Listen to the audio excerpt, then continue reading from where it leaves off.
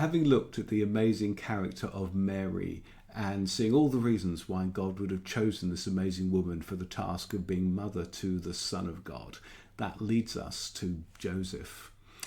The first thing to understand about the situation that Joseph found himself in was that a betrothal in the first century was much more significant and legally binding than a modern engagement. So it wasn't a period of time where two people think about getting married, plan a wedding, but have an opt-out clause. In fact, in our modern world, if somebody decides that it's not right to get married after the planning and the talking about it, this might turn out to be a good thing because it saves you from ending up with a marriage that ends up in divorce. In the first century, what Joseph and Mary had was a binding legal agreement that they were going to get married. And in a sense, stopping that is as serious as a modern divorce. If you look at Deuteronomy chapter 24, you'll see the rules and regulations around a man going and getting a certificate of divorce to end the arrangement that they have made.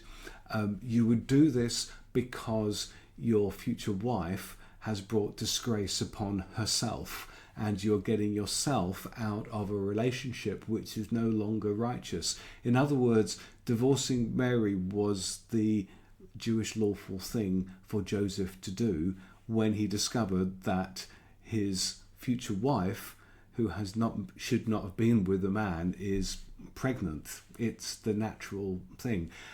What often happened after a certificate of divorce in a public arena was that the woman was accused of adultery, and this could even lead to being stoned to death. What's very clear is that Joseph wants to do the right thing, but also cares about Mary, and so his thought is, rather than going to the priest and doing what he should do with the certificate, that he would quietly get her to move away and maybe find somebody else in the future to be with. In Luke's telling of the story, there is no part of it that gives Joseph any second thoughts. It simply describes that he steps up, he marries Mary, he stands by her, he takes her to Bethlehem, he makes sure that he gets her safely to Egypt to escape King Herod and then back to Nazareth. There is no sense of Joseph even thinking about ending this relationship. But Matthew tells us the details, and that is that he hears that his wife is pregnant.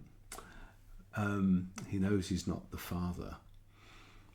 Presumably he hears once Mary has spent 3 months with her cousin Elizabeth, and Joseph appears to have been just left hanging, wondering what on earth is going on, and probably thinking there's something bad here,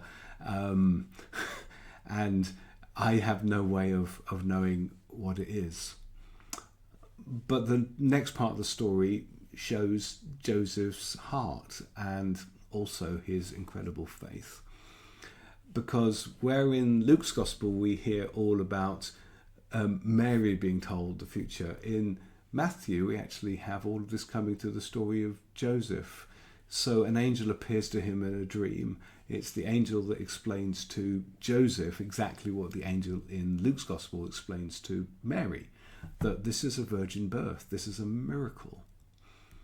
This is, your future wife is going to be mother to the Son of God, and you are going to be stepdad to the Son of God.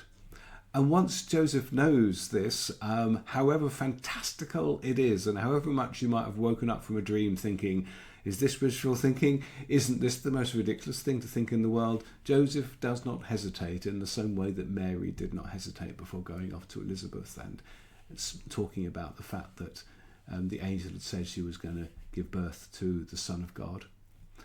And so Joseph becomes the great husband, the great protector of the baby, the great father, and has this unique task in all of history. How can you be stepdad to the Son of God? There's even the tiny detail that, out of respect and honour for Mary and who the baby is going to be, that until Jesus is born, Joseph doesn't even consummate the marriage. But we do know that they go on to have other children and to raise them as younger brothers and sisters of Jesus.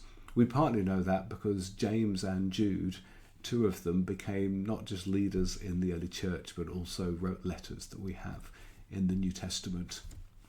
We don't know at what point Joseph died. We just know that he's not around by the time Jesus goes to the cross, and Joseph isn't there with Mary watching his son die on the cross. But in those years of Jesus growing up, Joseph would have been a huge part of the incarnation, of the God becoming man, because he would have taught Jesus the family trade. He would have started to hand over the trade to Jesus as the oldest son before Jesus went off and fulfilled his ministry for 30 years or something like that. Joseph was stepdad to the Son of God, loving husband, loving father, and somebody who we should look up to, just like his amazing wife, Mary.